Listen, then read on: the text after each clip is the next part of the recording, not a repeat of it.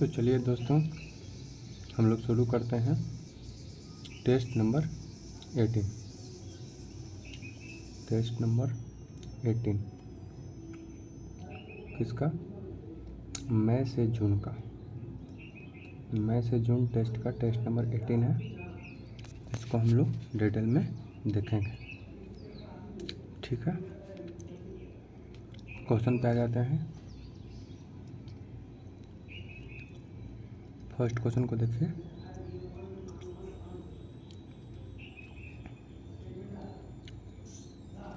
प्रथम क्वेश्चन में क्या कह रहा है? कह रहा है कि जब फलों की रचना पुष्पासन से हो या बाह्य दल पुंज से होता है तो उसे क्या कहते हैं? देखिए, ध्यान दीजिए। फल की रचना जब अंडाशय से हो, फल की रचना जब अंडाशय से हो तो उसको हम लोग सत्य फल कहते हैं। फल की रचना जब किससे हो? अंडाशय से, तो उसी को हम लोग क्या बोलते हैं? सत्य फल। और अंडाशय के अलावा, अंडाशय को छोड़कर किसी अन्य भाग से हो, अन्य भाग से हो, तो उसी को हम लोग बोलते हैं असत्य फल। कौन सा फल? असत्य फल। तो यहाँ पे देखिए, ये पुष्पासन है, मतलब अंडाशय से अन्य भाग है। बाह्य दल पुंज है, ये भी अंडाशय से अन्य भाग, अंडाशय नहीं है। इसका आंसर असत्य फल हो जाएगा। सत्य फल तब होता है जब अंडाशय से फल का निर्माण होता है। उसके बाद है सी, एक और देख लीजिए, अनिषेक फलन। अनिषेक फलन का मतलब वैसा फल जिसके बीज से दोबारा फल नहीं बनाया सकता है। मतलब वैसा फल जो बिना किसी निषेचन का ही फल का विकास हो गया है, बिना निषेचन का ही फल का विकास हो गया है, तो उसको हम लोग अनिषेक फल कहते हैं, ठीक है। असत्य फल का एग्जाम्पल आप लिख लीजिएगा। असत्य फल का एग्जाम्पल हो गया सेब, नाशपाती, अखरोट, स्ट्रॉबेरी और काजू। इसका असत्य फल का एग्जाम्पल है सेब, नाशपाती, स्ट्रॉबेरी, अखरोट और काजू।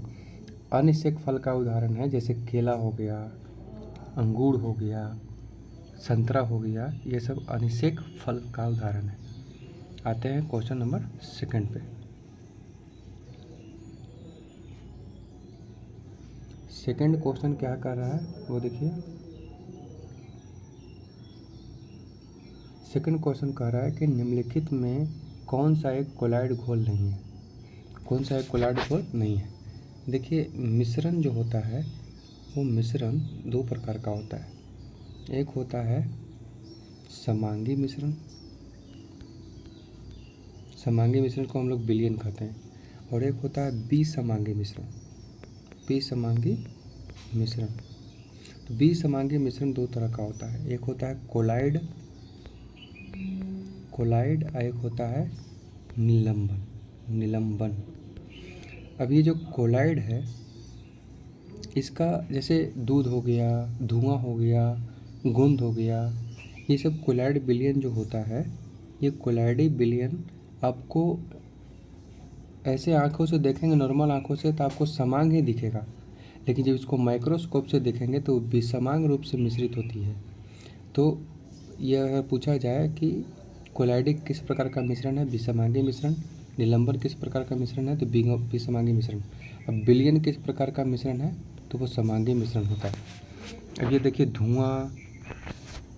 धुआं, दूध, गोंद, ये सब के सब आपका कोलाइडी मिश्रण है, जल कोलाइडी मिश्रण नहीं।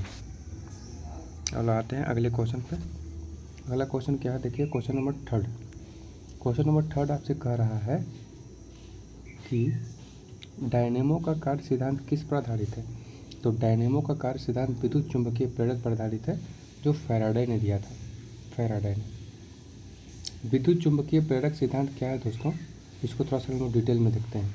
एक हम लोग परख नली लेते हैं, परख नली लेते हैं, और इसके ऊपर कवर्ड वायर, मतलब वैसा वायर इसके ऊपर प्लास्टिक का लेप लगा हुआ है। कवर्ड वायर को ये यहाँ पे ऐसे इसमें लगा देते हैं, और यहाँ पे एक मैग्नेट, नॉर्थ साउथ पोल वाला मैग्नेट, इसके अंदर बाहर जब खींचेगा तो ये जो वायर है इसमें करंट दौड़ने लगेगा।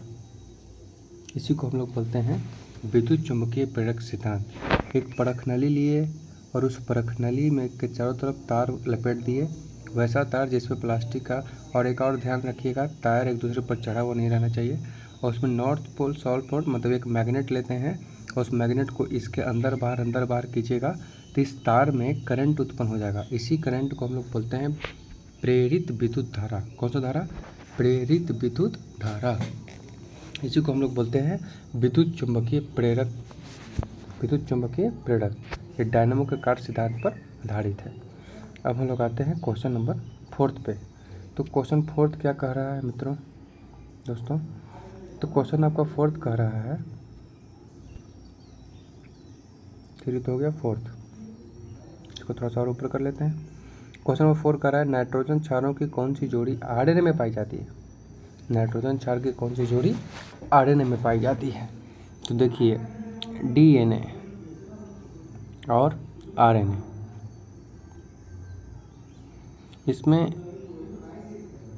इसमें भी 4 प्रकार का बेस पाया जाता है।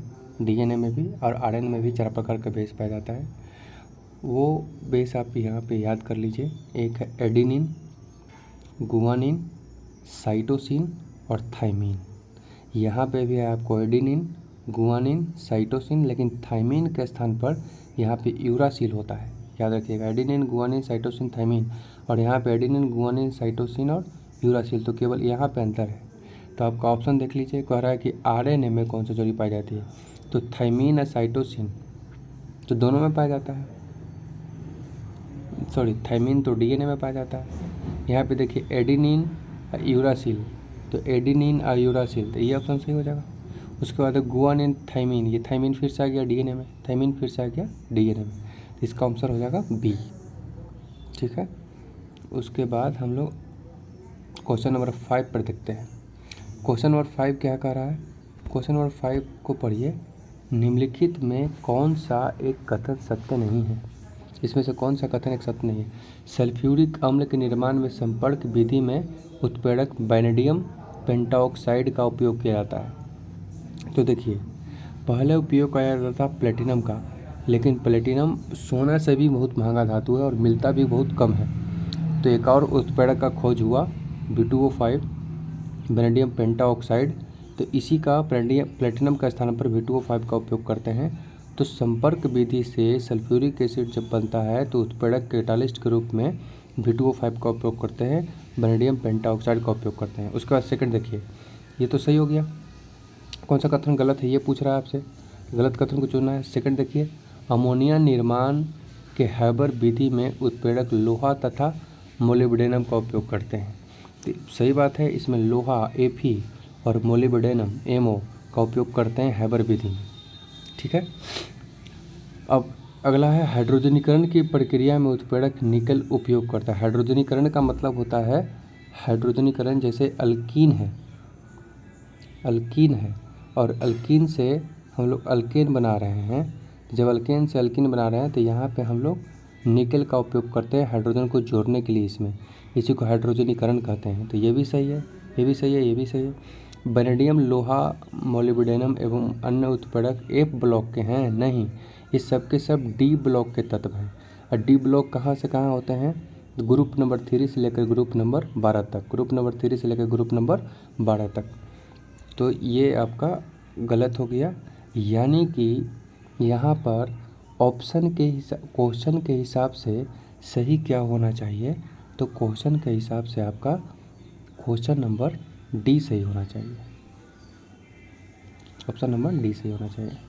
अब लोग अगले क्वेश्चन पे आते हैं। क्वेश्चन नंबर 6 देखिए। क्वेश्चन नंबर 6 में कह रहा है निम्नलिखित कथनों पर विचार कीजिए।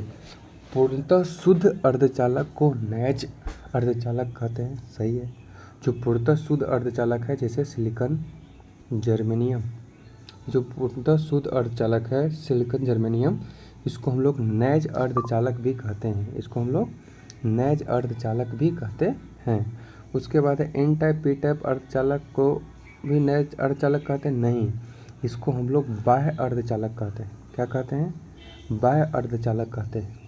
बाह्य अर्धचालक नैज अर्धचालक में इसमें कुछ अशुद्धि मिला देते हैं, इसमें कुछ हम लोग अशुद्धि मिला देते हैं, तो अशुद्धि मिलाने से बाह्य अर्धचालक बनता है।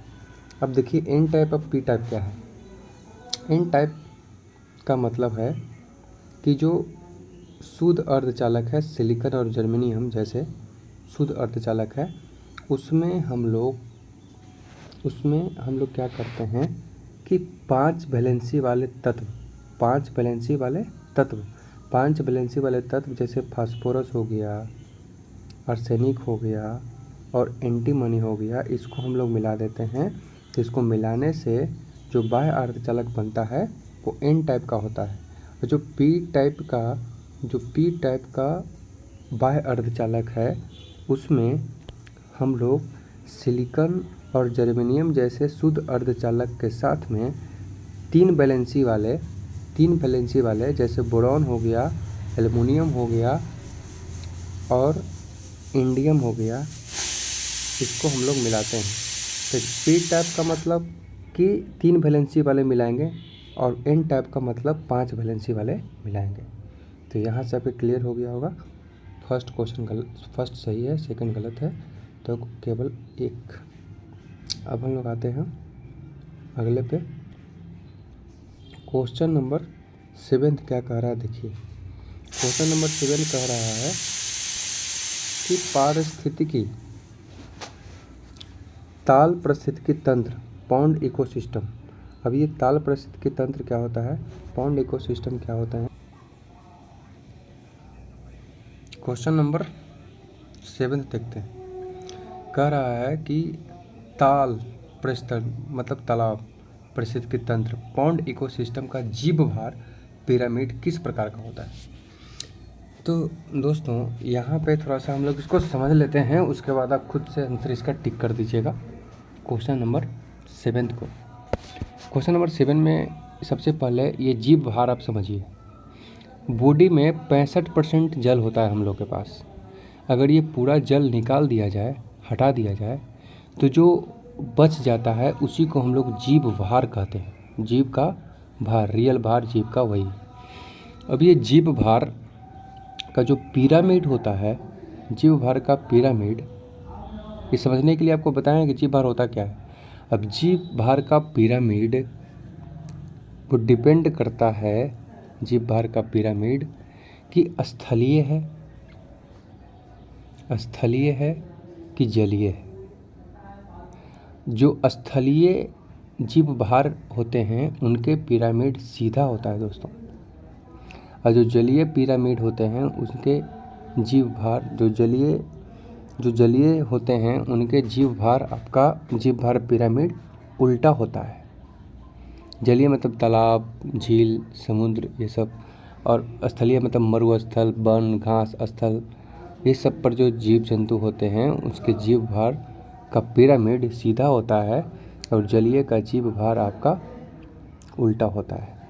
तो आप बताइए, तालाब पारिस्थितिकी तंत्र पॉन्ड इकोसिस्टम का बात कर रहा है, तो जलीय हो गया, तो जलीय जीव भार का पिरामिड उल्टा होता है। तो 7 का आंसर बी हो जाएगा। अब आगे आते हैं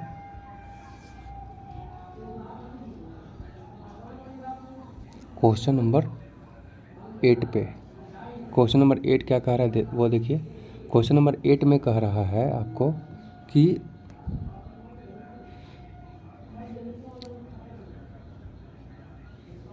निम्नलिखित में इंटर हैलोजन यौगिक के उदाहरण कौन है। हैलोजन कंपाउंड होता है फ्लोरीन, हैलोजन एलिमेंट होता है फ्लोरीन, क्लोरीन, ब्रोमीन और आयोडीन। अगर ये सब एलिमेंट मिलकर खुद से कंपाउंड बनाते हैं तो उसी को हम लोग इंटर हैलोजन कंपाउंड कहते हैं। तो देख लीजिए HCl है यहाँ पर, तो H आ गया, यहाँ पे H आ गया, यहाँ पे O आ गया, यहाँ पे देखिए ISCl है, तो यहाँ I है और यहाँ Cl है, तो यहाँ पे इंटर हैलोजन कंपाउंड ये हो जाएगा। अब हम लोग क्वेश्चन नंबर 9 पे फोकस करते हैं। क्वेश्चन नंबर 9 कह रहा है कि 0.5 मीटर पर सेकंड से एक क्षैतिज सतह पर फिसलता प्रारंभ करता है तो घर्षण, तो फिसल रहा है तो उसको उल्टा घर्षण लग रहा है, तो उसका घर्षण के कारण उसका वेग इतना की दर से घटता है। तो वेग का दर कितना है, इतना है, तो ये एक्सेलरेशन दे दिया है और ये इनिशियल वेलोसिटी दे दिया है। तो u का वैल्यू दे दिया है आपको 0.5 और ए का वैल्यू दे दिया है -0.05। फार्मूला लगा दीजिए यहाँ पर, कौन सा फार्मूला लगा दीजिएगा, v = u + 80। तो v तो आपका कह रहा है कि वस्तु को रुकने में कितना समय लगेगा, मतलब रुकेगा तो वेलोसिटी v की इसका 0 हो जाएगा। 0 = 0.5 minus acceleration 0.05 into T.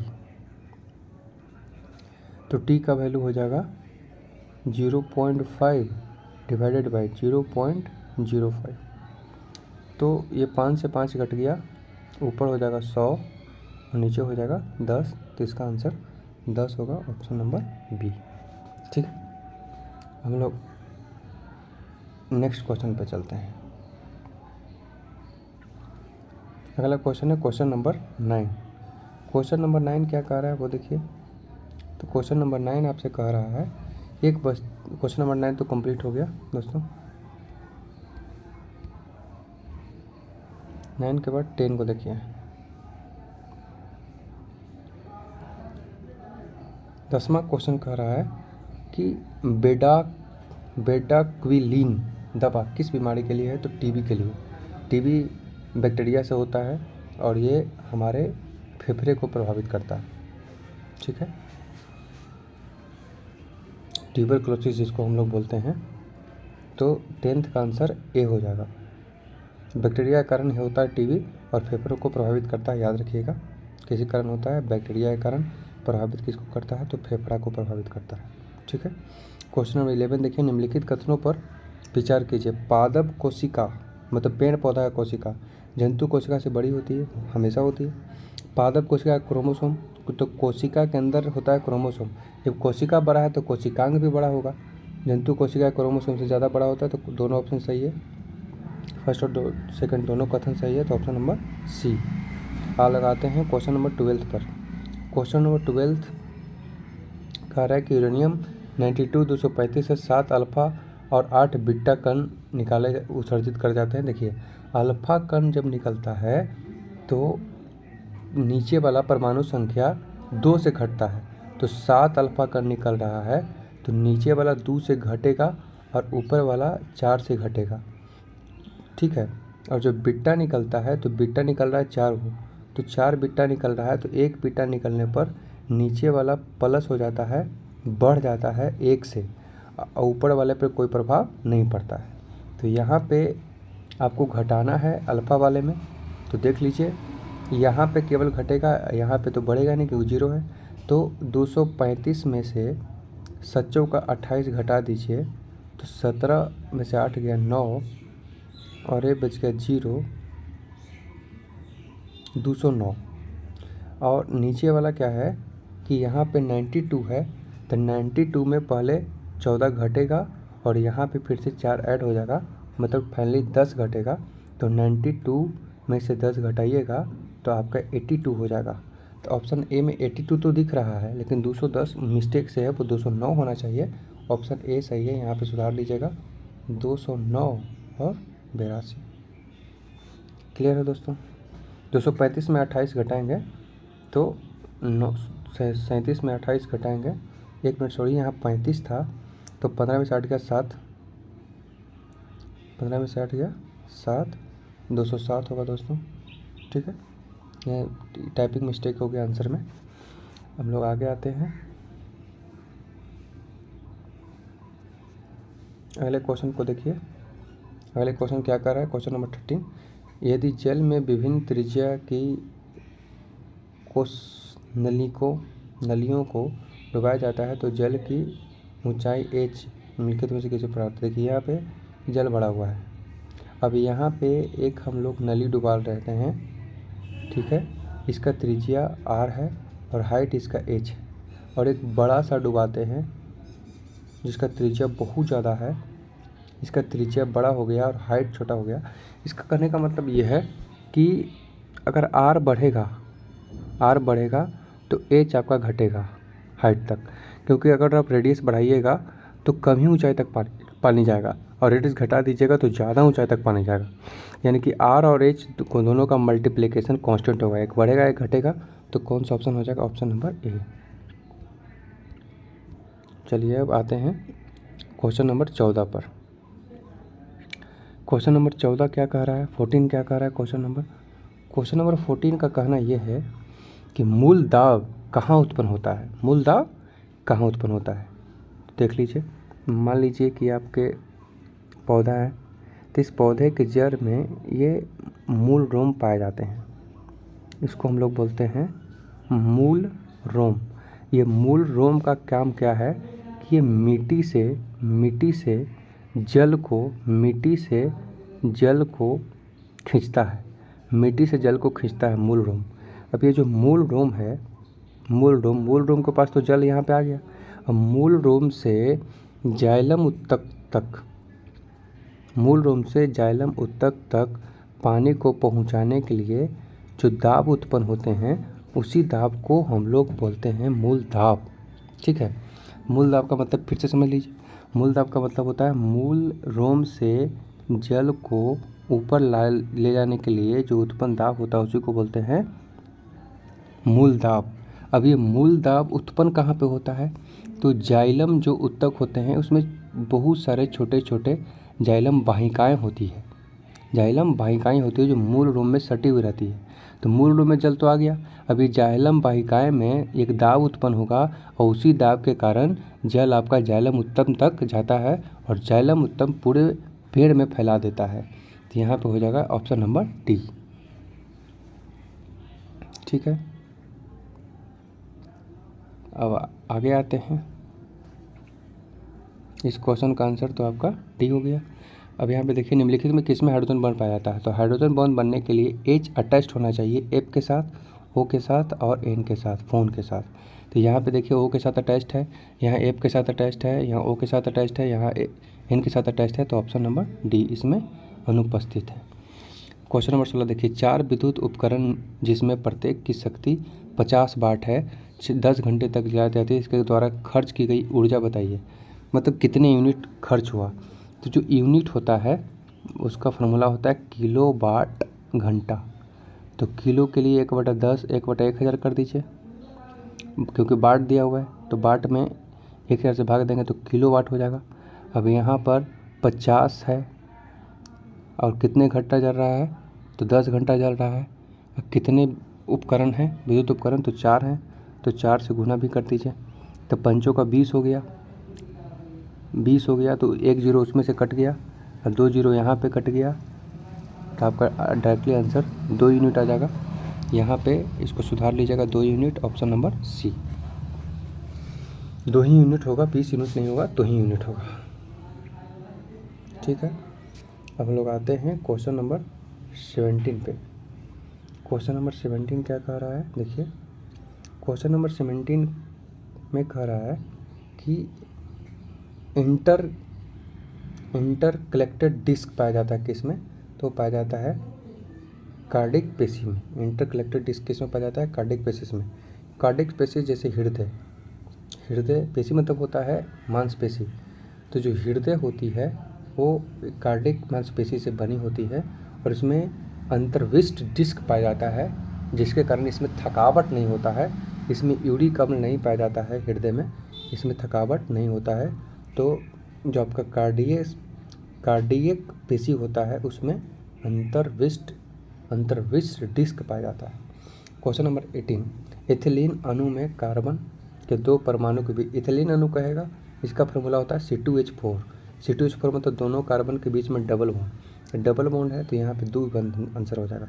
Ethylene में एसिटिलीन कहता तो कार्बन के बीच में 3 बॉन्ड हो जाता, लेकिन एथिलीन कहा है तो डबल बॉन्ड हो जाएगा।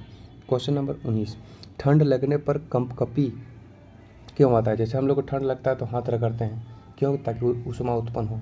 तो ठंड लगने पर कंपकपी इसलिए आता है क्योंकि इससे शरीर में ऊष्मा की उत्पत्ति होती है और आराम मिलता है। अब क्वेश्चन नंबर 20 को देखिए। क्वेश्चन नंबर 20 में कह रहा है गगनयान परियोजना के संबंध में कौन सा एक सही है। गगनयान परियोजना के संबंध में कौन सा एक सही है, इसका ऑप्शन यहाँ पे है। गगनयान परियोजना के संबंध में कौन सा एक सही है।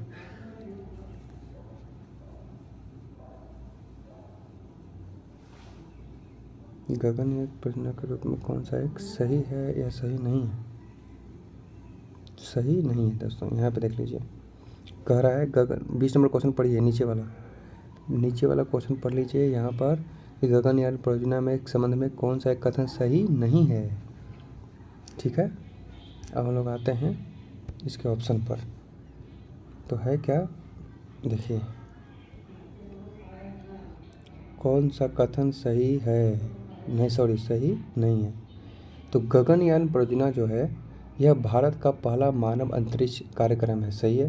गगनयान परियोजना का उद्देश्य 3 सदस्यीय चालक दल को अंतरिक्ष में ले जाना है, मतलब कि 3 सदस्य को अंतरिक्ष में ले जाना है, ये भी सही है। अंतरिक्ष यात्री अंतरिक्ष में 5 से 7 दिन रहेंगे, ये भी सही है। यह परियोजना वर्ष 2030 तक कार्यान्वित नहीं होगी, नहीं 2025 तक ही कार्यान्वित होगी। तो इसका आंसर डी हो जाएगा।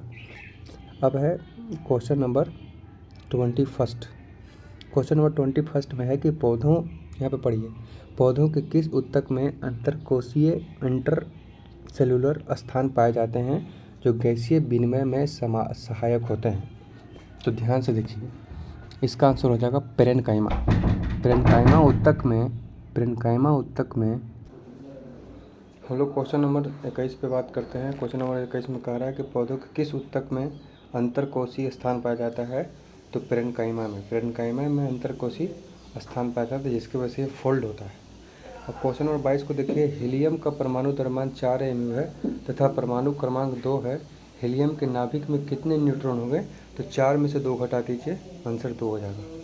क्वेश्चन नंबर 23 क्या कह रहा है उसको देखिए। क्वेश्चन नंबर 23 कह रहा है कि निम्न कथनों पर विचार कीजिए। पहला कथन है कि उच्च आवृत्ति के ध्वनि का तत्व निम्न होता है, बिल्कुल गलत है। जिसका आवृत्ति ज़्यादा होगा उसका तत्व भी ज़्यादा होगा और आवाज़ उतना ही पतलापन होगा। निम्न तरत्व की ध्वनि पतली होती है, नहीं, उच्च तरत्व की ध्वनि पतली होती है। तो सेकंड भी गलत हो जाएगा। तो 23 का आंसर डी हो जाएगा, ना तो 1 और ना तो 2। देखिए, आवृत्ति ज़्यादा, तरत्व ज़्यादा, ध्वनि पतला, आवृत्ति कम, तरत्व कम, ध्वनि मोटा। ठीक है। 24 नंबर क्वेश्चन है, उपापचय क्रियाओं के दौरान मानव के यकृत और पेशियों में जो ताप उत्पन्न होता है वह किसके द्वारा शरीर में विभिन्न भागों में पहुंचता है। तो पहुंचता है लसिका के द्वारा। किसके द्वारा, लसिका के द्वारा। लसिका ऊतकों और अंगों, ऊतकों, एक ऊतक दूसरे ऊतक के बीच में पाया जाता है और अंगों के बीच में पाया जाता है जहाँ पे ज्वाइंट होता है। तो उपापचय क्रियाओं के दौरान मानव के यकृत में, तो लीवर और पेशियों में जो ताप उत्पन्न होता है वो किसके द्वारा शरीर के विभिन्न भागों में पाया जाता है। तो वो लसिका के द्वारा। किसके द्वारा, लसिका के द्वारा। अब क्वेश्चन नंबर 25 है। क्वेश्चन नंबर 25 में कह रहा है कि निम्नलिखित कथनों पर विचार कीजिए। क्वेश्चन नंबर 25 में निम्नलिखित कथनों पर विचार कीजिए। कह रहा है प्रोटॉन एवं इलेक्ट्रॉन एक ऐसे मूल कण हैं जिन पर आवेश का परिमाण समान होता है। बिल्कुल, आवेश का परिमाण समान होता है। कितना, परिमाण समान होता है लेकिन उसका साइन अलग होता है। तो परिमाण मतलब कि उसका मैग्नीट्यूड 1.6 × 10⁻⁻19 कूलम दोनों का होता है। इलेक्ट्रॉन में माइनस लग जाता है, प्रोटॉन में प्लस लग जाता है। अब यहाँ पे सेकंड है कि प्रोटॉन और न्यूट्रॉन एक मूल कण है जिनका द्रव्यमान समान होता है। बिल्कुल, ये भी सही है, द्रव्यमान भी समान होता है। नहीं, ये गलत है, क्योंकि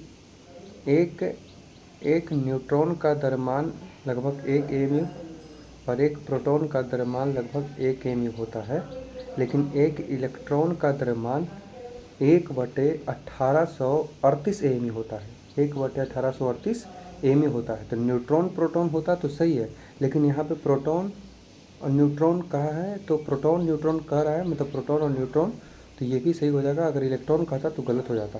तो फर्स्ट ऑप्शन भी सही है और सेकंड ऑप्शन भी सही है, क्योंकि प्रोटॉन और न्यूट्रॉन कह रहा है तो प्रोटॉन और न्यूट्रॉन का द्रव्यमान 1 mu होता है, लेकिन इलेक्ट्रॉन का द्रव्यमान 1/1838 mu होता है। 1/1838 mu होता है।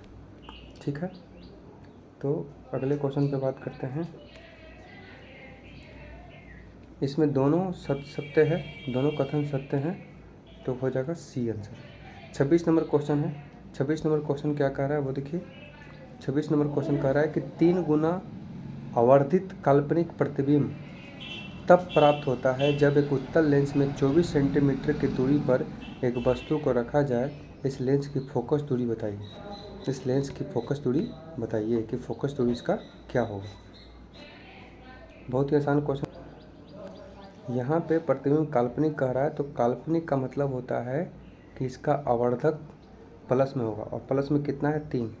ये आवर्धिक का मतलब होता है कि कितने गुना प्रतिबिंब बना है, कितने गुना प्रतिबिंब बना है। इसका फॉर्मूला होता है v बटा यू, v बटा यू। तो v बटा यू का वैल्यू आपका 3 है, +3 है, और यू का मान आपको दिया हुआ है -24। यू का मान -24 है, तो v का वैल्यू क्या हो जाएगा, तो v का वैल्यू हो जाएगा -24 × 3 -72, -72। अब यहाँ से आपको फोकस दूरी पूछा है, तो लेंस का फार्मूला ही होता है 1/v - 1/u = 1/f। और ये आपका दर्पण रहता तो यहाँ पे प्लस लग जाता है, और 1/v और v का वैल्यू आप रखिए तो -1/72 हो जाएगा। और ये u का वैल्यू पहले से -24 है, तो क्योंकि उत्तल लेंस है, उत्तल लेंस का हमेशा, उत्तल लेंस में u का वैल्यू हमेशा माइनस होता है, फोकस भी माइनस होता है। तो यहाँ पे माइनस माइनस प्लस हो जाएगा 1/24। तो यहाँ पे 1/f है, f निकाल लीजिए, तो यहाँ से आपका f आ जाएगा 36 सेंटीमीटर, f आ जाएगा 36 सेंटीमीटर, सॉरी। तो यहाँ पे f जो है वो उत्तल लेंस का प्लस में आता है हमेशा, और अवतल लेंस का f हमेशा नेगेटिव होता है। तो f का वैल्यू 36 सेंटीमीटर है। तो कौन सा ऑप्शन हो जाएगा, option number C, option number सी।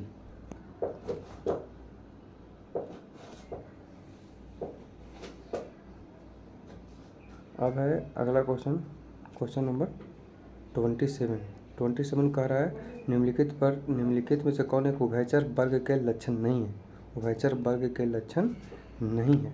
तो उभयचर वर्ग देखिए, ये जल तथा स्थल दोनों में निवास करती है, सही है। यह अनियत तापी होती है, अनियत तापित का मतलब कोल्ड ब्लडेड होता है, मतलब टेम्परेचर के अनुसार इसका बॉडी का टेम्परेचर भी बढ़ते घटते रहता है। उसका श्वसन तथा, ये उभयचर के बारे में बात कर रहे हैं, जो जल और स्थल दोनों में पाया जाता है वो अनियत तापी होते हैं। इसका श्वसन त्वचा, गिल्स और फेफड़ों तीनों से होता है। श्वसन त्वचा, गिल्स और फेफड़ों तीसरे, जैसे मेढक हो गया। इसकी त्वचा सल्कों से ढका होता है, नहीं, ये गलत है, सल्क से ढका हुआ नहीं रहता है। सल्कों से ढका त्वचा सरीसृप का होता है, जैसे सांप, मगरमच्छ, मछली, ये सब का, ठीक है। अब हम लोग आते हैं क्वेश्चन नंबर 28 पर। 28 कह रहा है कि नाइट्रोजन डाइऑक्साइड का रंग कैसा होता है। तो नाइट्रोजन डाइऑक्साइड का रंग कैसा होता है, नाइट्रोजन डाइऑक्साइड का रंग होता है रेडिश ब्राउन। रेडिश ब्राउन का मतलब लाल भूरा, रेडिश ब्राउन का मतलब लाल भूरा। नाइट्रोजन डाइऑक्साइड का मतलब N2O, N2O का रंग क्या होता है, तो लाल भूरा, नाइट्रोजन डाइऑक्साइड। इसके अलावा जितने भी नाइट्रोजन का ऑक्साइड हैं वो N2O हैं, N2O5 है या N2O3 है, ये सब आपका कलरलेस होता है। सिर्फ एक ही नाइट्रोजन का ऑक्साइड का रंग होता है NO2 नाइट्रोजन डाइऑक्साइड, इसका रंग होता है रेडिश ब्राउन, मतलब लाल भूरा। उसके बाद है क्वेश्चन नंबर 29। क्वेश्चन नंबर 29 में क्या कह रहा है,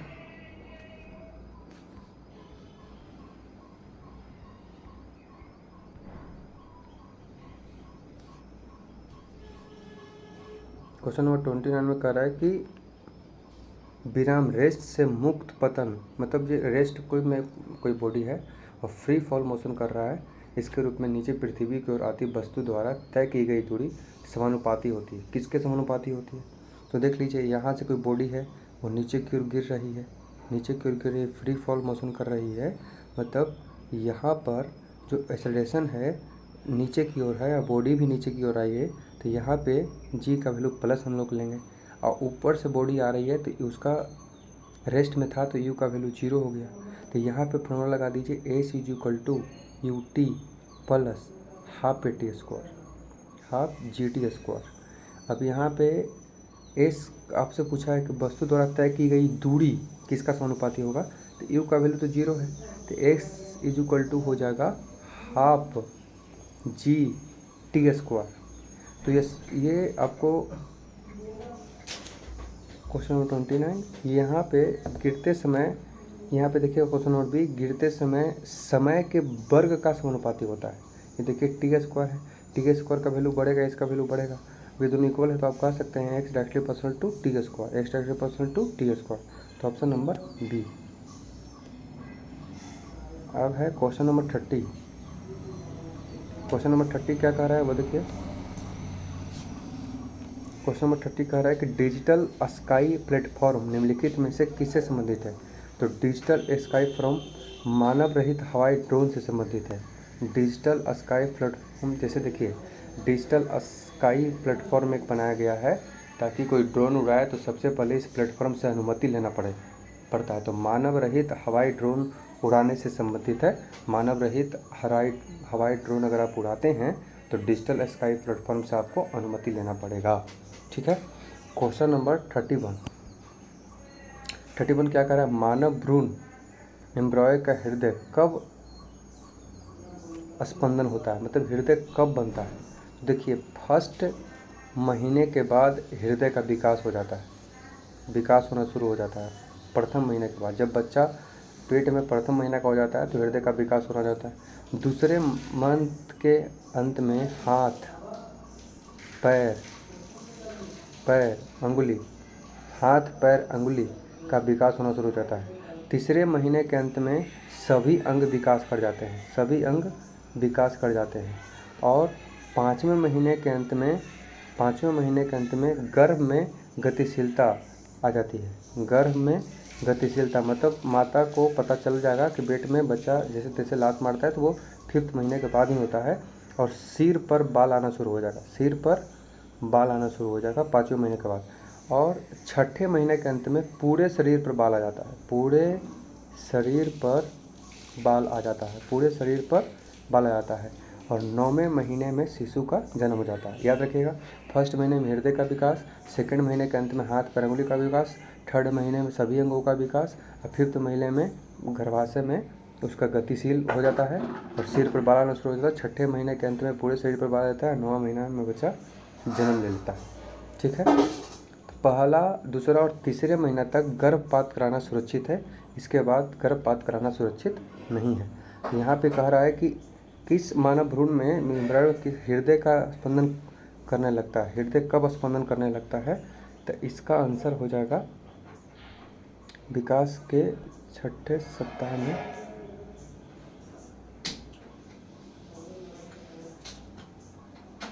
विकास के प्रथम सप्ताह में। ठीक है।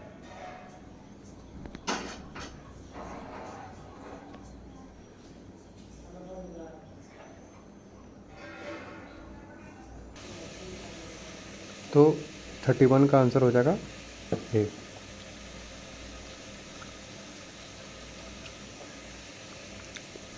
तो 32 है, कार्बनिक यौगिक अकार्बनिक यौगिक की तुलना में क्या होता है। कार्बनिक यौगिक का मतलब जिसमें कार्बन, हाइड्रोजन और ऑक्सीजन है। अकार्बनिक जिसमें मेटल और नॉन मेटल है। ठीक है। कह रहा है कि जल में अधिक घुलनशील होते हैं। कार्बनिक गलत है, क्योंकि इसमें कार्बन हाइड्रोजन होता है जो जल से हाइड्रोफोबिक होता है, जल से दूर जाना चाहता है। सामान्यतः जटिल नहीं एवं इनका अनुभार कम होता है। ये जटिल नहीं होते हैं, अनुभार कम होते हैं, ये कथन सत्य है। 32 का कह रहा है तुलना कीजिए जो की तुलना में है, तो ये भी गलत है। सामान्यतः जटिल ये नहीं होता है, जटिल ये होता है। और अपेक्षाकृत कम क्वथनांक व गलनांक होते हैं। हाँ, कार्बनिक यौगिक का क्वथनांक गलनांक कम होता है। जैसे NaCl है, ये अकार्बनिक है, इसका क्वथनांक गलनांक ज़्यादा होता है, और ये कार्बनिक यौगिक का क्वथनांक गलनांक कम होता है। तो इसका सी आंसर है। जल में शीघ्र आयनित होते हैं, ये भी गलत है। कार्बनिक यौगिक कभी भी जल में आयनीकृत नहीं होते हैं, अकार्बनिक यौगिक होते हैं। अब क्वेश्चन नंबर 33 पे आते हैं। क्वेश्चन नंबर 33 क्या कह रहा है कि K4 CN6 में Fe का ऑक्सीकरण संख्या, तो पोटासियम है तो इसका हो जाएगा +4, Fe का निकालना है तो x मान लीजिए, और इसका Cn का होता है -6 = 0 कर दीजिए, तो x = हो जाएगा +2, x = +2। Option number A. जैव विकास ऑर्गेनिक एवोल्यूशन का प्रारंभिक कारण क्या है। देखिए ऑर्गेनिक इवोल्यूशन का प्रारंभिक कारण अनुकूलन है। सबसे पहले अनुकूलन हुआ, उसके बाद जैव विकास धीरे धीरे बढ़ गया। तो जैव विकास का प्रारंभिक कारण क्या है? तो अनुकूलन है, अनुकूलन। 35 नंबर क्वेश्चन है। 35 नंबर क्वेश्चन कह रहा है कि निम्न कथनों पर विचार कीजिए। जब इलेक्ट्रॉन उच्च कक्षा से निम्न कक्षा में जाता है तो ऊर्जा का अवशोषण होता है? नहीं, ऊर्जा त्याग करता है। क्योंकि उच्च कक्षा में है तो यहाँ पे ऊर्जा ज़्यादा होता है, यहाँ पे ऊर्जा कम है, तो ऊपर से नीचे आएगा तो ऊर्जा का त्याग करेगा। जब इलेक्ट्रॉन निम्न कक्षा से उच्च कक्षा में जाता है तो ऊर्जा का उत्सर्जन करता है? नहीं, ऊर्जा अवशोषण करता है। ये भी गलत है, ये भी गलत है। तो न तो 1 न तो 2। 35 हो गया। इसकी जानकारी किसने दी थी? इसकी जानकारी दी थी नील्स बोर ने, नील्स बोर ने। ठीक है। 36 नंबर क्वेश्चन देखिए। किसी गोलीय दर्पण के सामने 15 सेंटीमीटर की दूरी पर रखी हुई किसी वस्तु का प्रतिबिंब दर्पण के पीछे 60 सेंटीमीटर पर बनता है, यह दर्पण होगा। तो इसमें सबसे पहले फोकस दूरी निकाल लीजिए। अगर फोकस दूरी धनात्मक आता है, यहाँ सुनिए, फोकस दूरी धनात्मक होता है तो अवतल हो जाएगा, अवतल दर्पण। अब फोकस दूरी ऋणात्मक आता है तो उत्तल दर्पण, और लेंस में अपोजिट होता है। ठीक है, तो इसको थोड़ा सा डिटेल में हम लोग देखते हैं। इसमें है क्या 37 में कि गोलीय दर्पण के सामने 15 सेंटीमीटर की दूरी, तो U = हो जाएगा 15 सेंटीमीटर। और U हमेशा नेगेटिव होता है क्योंकि लेफ्ट साइड होता है। U नेगेटिव हो गया। उसके बाद भी दर्पण के पीछे बन रहा है तो ये प्लस में होगा। कितना सेंटीमीटर? तो 60 सेंटीमीटर। ठीक है। अब यहाँ पे इसका दर्पण का फॉर्मूला तो 1/v + 1/u = 1/f। यहाँ पे लेंस रहता तो यहाँ माइनस हो जाता। अब यहाँ पे f का वैल्यू निकाल लीजिए, तो आप f का वैल्यू निकालिएगा तो यहाँ पे 1/v रखिए तो 1/60 हो जाएगा, माइनस 1/15 हो जाएगा = 1/f। तो यहाँ से f का वैल्यू नेगेटिव आ रहा है। जब f का वैल्यू नेगेटिव आएगा तो ये अवतल दर्पण होगा। f का वैल्यू नेगेटिव आ रहा है तो कौन सा दर्पण होगा?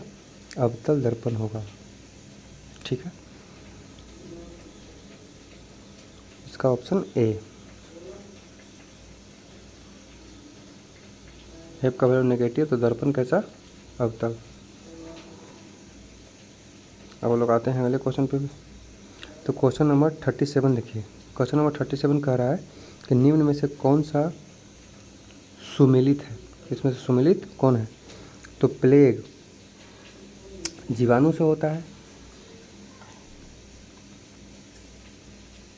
इसमें कह रहा है सुमेलित कौन है? सुमेलित नहीं है। तो प्लेग जीवाणु से होता है, बैक्टीरिया से होता है। एड्स विषाणु से होता है। उसके बाद है सी नंबर है गंजापन, टीनिया सोलियम से होता है? नहीं, गंजापन किससे होता है? गंजापन होता है टीनिया केपेटिस से, टीनिया केपेटिस से। टीनिया सोलियम नहीं, टीनिया केपेटिस, टीनिया केपेटिस से होता है। केपेटिस, टीनिया केपेटिस आप इसको लिख दीजिएगा। टीनिया सोलियम नहीं, टीनिया केपेटिस से होता है। ठीक है। टीनिया सोलियम एक फीता कृमि का वैज्ञानिक नाम है जो सुअर के पके मांस खाने से होता है। मलेरिया किससे होता है? प्रोटोजोआ से। सही है, तो ऑप्शन इसका सी हो जाएगा। 38 नंबर क्वेश्चन देख लीजिए। 38 नंबर क्वेश्चन कह रहा है कि निम्नलिखित पर विचार कीजिए। हाइड्रोजन का ऑक्साइड, नाइट्रोजन का ऑक्साइड, सल्फर का ऑक्साइड, उपरोक्त में से कौन अम्लीय वर्षा का उदाहरण है? तो नाइट्रोजन का ऑक्साइड और सल्फर का ऑक्साइड, हाइड्रोजन का ऑक्साइड नहीं है। तो 2 और 3 सी।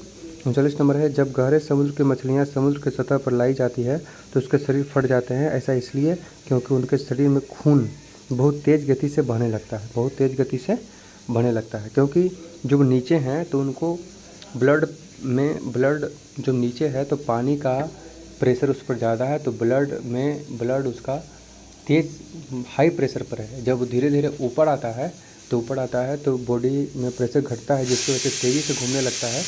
तो 39 का आंसर ए हो जाएगा।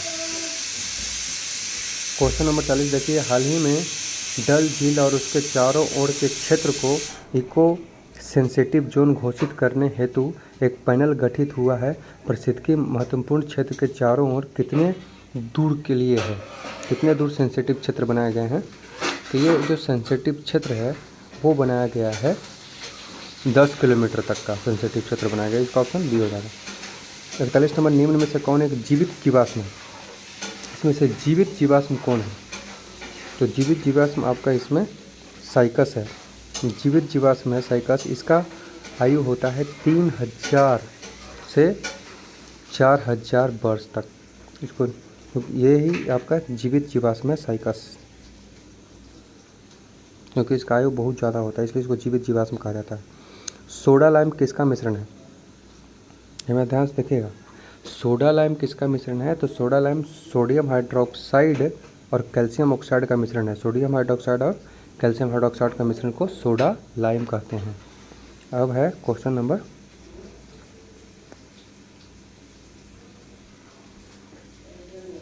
43, निम्नलिखित में से कौन सुमेलित नहीं है? ध्यान रखिएगा, नहीं पूछ रहा है, कौन सुमेलित नहीं है।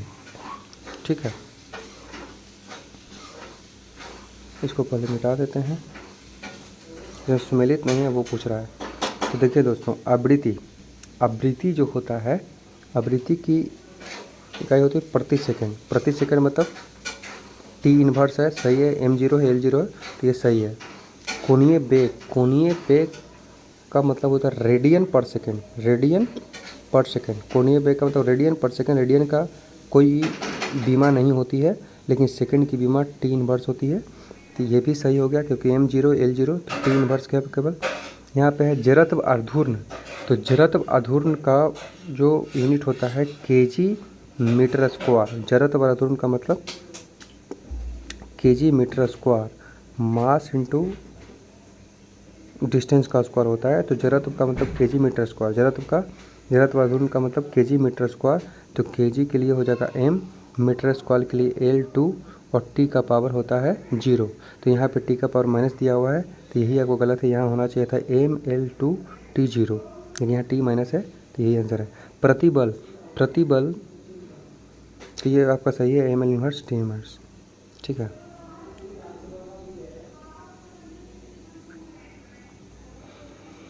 अब है क्वेश्चन नंबर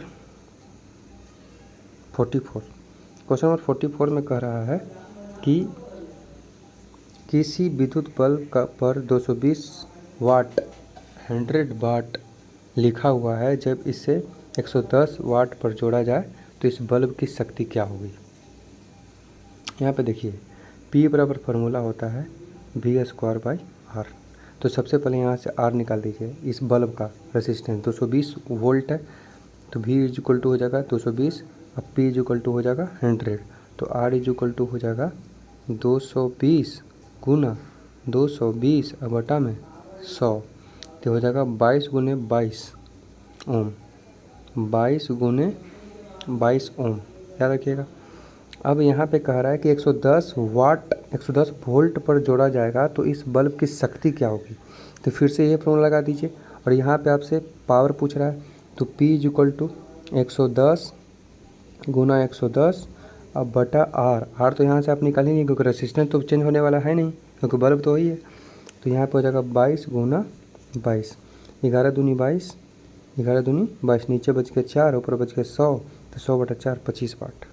ठीक है, ऑप्शन नंबर डी, 44 का आंसर डी, 44 का आंसर डी। अब है क्वेश्चन नंबर 45, नाखून पॉलिश परिमार्जक रिमूवर से क्या रहता है? नाखून पॉलिश परिमार्जक मतलब नाखून पॉलिश को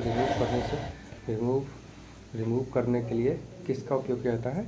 तो एसीटोन का उपयोग किया जाता है। 45 का ए। 46 नंबर, यदि सल्फर डाइऑक्साइड 1 ग्राम में X अणु है तो मीथेन के 1 ग्राम में अणुओं की संख्या बताइए। सल्फर डाइऑक्साइड का फॉर्मूला SO2। इसके 1 ग्राम में अणुओं की संख्या X है।